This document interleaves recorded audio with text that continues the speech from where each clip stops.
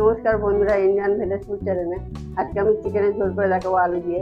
এই চিকেনের ঝোল স্বাদ নতুন করে পেতে গেলে এই ভিডিওটাকে ফার্স্ট থেকে লাস্ট অবধি তোমাদের দেখতে হবে। রোজ রোজ একই রকম রান্না খেতে কারোরই ভালো লাগে না, তাই আজকে আমি একটু অন্যভাবে করে তোমাদের দেখাবো।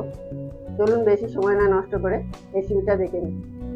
চিকেনের রেসিপি করার জন্য আমি এখানে নিয়ে নিয়েছি 600 গ্রাম চিকেনটাকে ভালো করে আমি 5 থেকে 6 বার জল পাল্টে পাল্টে ধুয়ে নিয়েছি। এখন চিকেনটার মধ্যে দিয়ে দেবো আমি 50 গ্রাম টক দই, আর দিয়ে দেবো ওপর থেকে 1 চামচ গোলমরিচের গুঁড়ো। টক দই আর গোলমরিচের গুঁড়োটাকে দিয়ে আমি 1 মিনিট ধরে খুব ভালো করে মাখিয়ে নেব, যাতে টক দই আর গোলমরিচের গুঁড়োটা সব দিকে ভালো মতো মিশে যায়। এখন টক দই আর গোলমরিচের গুঁড়োটা আমার মাখানো হয়ে গেছে। এখন আমি 15 মিনিটের জন্য রেস্টে রেখে দেবো ঢাকা দিয়ে। এই ফাঁকে গ্যাসের মধ্যে আমি একটা কড়া বসিয়ে দিয়েছি, কড়াটা গরম হয়ে গেছে। এখন আমি দিয়ে দেবো পরিমাণ মতন সাদা তেল।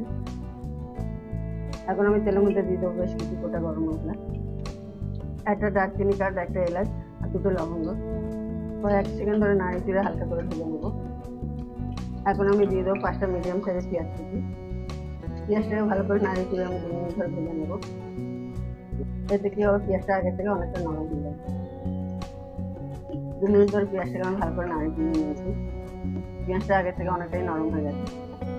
এখন আমি এর মধ্যে দিয়ে দেবো 1 চামচ চিনি। চিনিটাকে দিয়ে পেঁয়াজটাকে আমি নাড়ি চিড়ে ভাজবো। এতে কি হবে, পেঁয়াজটা বাদামি কালার রং ধারণ করবে। খুব তাড়াতাড়ি দেখতে হবে একটা হালকা সোনালি কালার চলে এসছে। এভাবেই আরো 2 মিনিট আমি ভেজে নেব। প্রায় 2-3 মিনিট পরে দেখতে হচ্ছে পেঁয়াজটা বাদামি কালার চলে এসছে। এখন আমি এর মধ্যে দিয়ে দেবো 2 চামচ রসুন বাটা আর দিয়ে দেবো 2 চামচ আদা বাটা। আদা রসুনটাকে দিয়ে আমি ভালো করে নাড়ি দিয়ে ভেজে নেবো 2 মিনিট ধরে। প্রথমে গ্যাসের আঁচটাকে মিডিয়াম আঁচে রাখবে, না তো কি হবে, আদা রসুনটা পুড়ে যাবে। 2 মিনিট ধরে আদা রসুনটাকে ভেজে নিয়েছি। আদা রসুনের কাঁচা গন্ধটা এখন আমার চলে গেছে। এখন আমি দিয়ে দেবো একটা বড় সাইজের টমেটো কুচি। টমেটো কুচিটাকে দিয়েও আমি 2 মিনিট ধরে নাড়ি দিয়ে দেবো। এতে কি হবে, টমেটোটা গলে যাবে। 2 মিনিট পরে দেখতে পাচ্ছি বন্ধুরা টমেটোটা কতটা গলে গেছে। এখন আমি বেশ কিছু গুঁড়ো মশলা অ্যাড করে দেবো। এখন আমি দিয়ে দেবো 1 চামচ হলুদ গুঁড়ো আর 1 চামচ লঙ্কার গুঁড়ো। বন্ধুরা তোমরা লঙ্কার গুঁড়োটা বুঝে শুনে দেবে, সেজন্য ঝাল করো, সেগুলো লঙ্কার গুঁড়োটা দেবো। আর দিয়ে দেবো 1/2 চামচ ধনে দেবো, আর দিয়ে দেবো 1/2 চামচ জিরে দেবো। এবার উপর থেকে সামান্য একটু জল দেবো। জলটা দিলে কি হবে, মশলাটা পুড়ে যাবে না, আর পোড়া গন্ধ হলে খেতেও ভালো লাগবে না।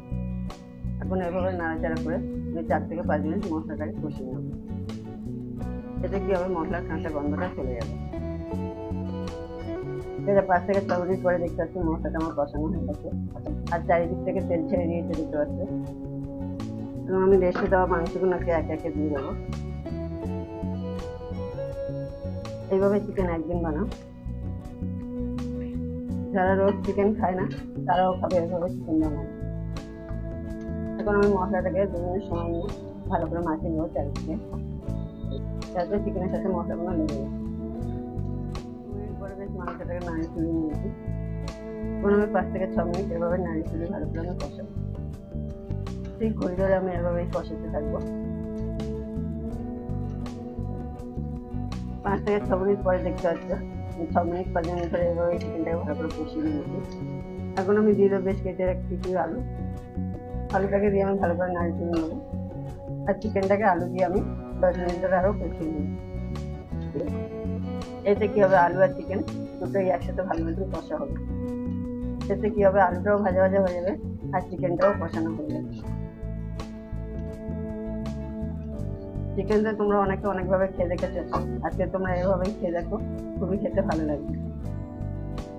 আলু দিয়ে চিকেনটাকে আমি ভালো মতন নাড়িয়ে দিয়ে নিয়েছি, আলু কালারটাও চেঞ্জ হয়ে গেছে। এখন আমি উপর থেকে দিয়ে দেবো বেশ কিছু কাঁচা লঙ্কা চেলা করা। কাঁচা লঙ্কা চেলা করা দিয়ে আমি 1 মিনিট ধরে নাড়িয়ে দিয়ে নেবো। এতে যে কাঁচা লঙ্কার সেন্টটা আছে সেটা মাংসের সাথে মিশে যাবে।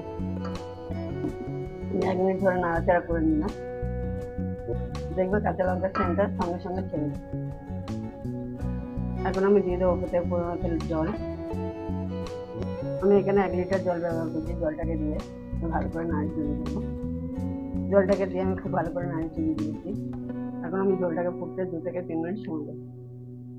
2 মিনিট পরে জলটা ফুটে উঠতে এখন আমি নাড়িয়ে তুলে দেবো।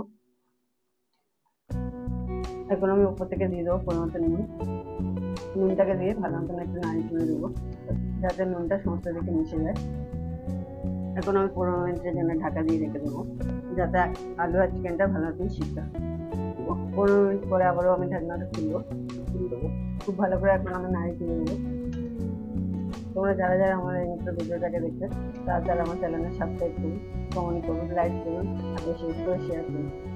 তোমাদের দেখাচ্ছি এখন আলুটা কতটা সিদ্ধ হয়েছে। পুরো আলু গলে গেছে দেখতে পাচ্ছ। এখন যেহেতু ঝোলটা অনেকটাই আছে, এখন আমি 10 মিনিট ধরে নাড়িয়ে তুলে এভাবে ফুটিয়ে নেবো। এবং বন্ধুরা খুবই একদম রান্নাটা সুন্দর দেখতে পাচ্ছি। এরকম রেসিপি একবার হলেও তোমার বাড়িতে বানিয়ে খেয়ে দেবো, আশা করছি তোমাদের খুব ভালো লাগবে। 10 মিনিট পরে দেখতে পাচ্ছি বন্ধুরা ঝোলটা কমে গেছে। খুব ভালো মতন এই সময়ের মধ্যে আমি নাড়িয়ে তুলে নিয়েছি। এখন আমি দিয়ে দেবো উপর থেকে আমার তৈরি স্পেশাল গরম মশলা। গরম মশলাটাকে দিয়ে আমি ভালো করে নাড়িয়ে তুলে নেবো। এটা সাই গরম মশলা থেকে অনেক ভালো। এখানে 50 রকম মতন মশলা থাকে প্রায়। এই ভিডিও দেখতে গেলে আমার এই ইউটিউব চ্যানেলে ভিডিওটাকে পেয়ে গেলে কীভাবে গরম মশলা তৈরি করতে হয়। এখন আমি চিকেনটাকে লাগিয়ে নেবো। দেখুন বন্ধুরা চিকেনের আলু দিয়ে ঝোলটা আমার হয়ে গেছে। এই রেসিপিটা একদম ঘরোয়াভাবে তৈরি করা, খুবই ভালো লাগে খেতে। ভাত, রুটি, পরোটা সব কিছুর সাথেই তোমরা খেতে পারবে, এমনকি বাচ্চা থেকে বুড়ো সবাই খেতে পারবে। আজকের মতন ভিডিও আমি এখানেই শেষ করছি। সবাই সুস্থ থাকুন, ভালো থাকবেন। জয় হিন্দ, বন্দে মাতরম। আজকে দেখতে পাচ্ছেন 15 আগস্ট, সবাই স্বাধীনতা দিবস পালন করে। আর এভাবেই আমাদের দেশটাকে এগিয়ে নিতে গেলে সবাই সবার পাশে থাকতে হবে। এই বলে আজকে আমি ভিডিওটাকে শেষ করছি।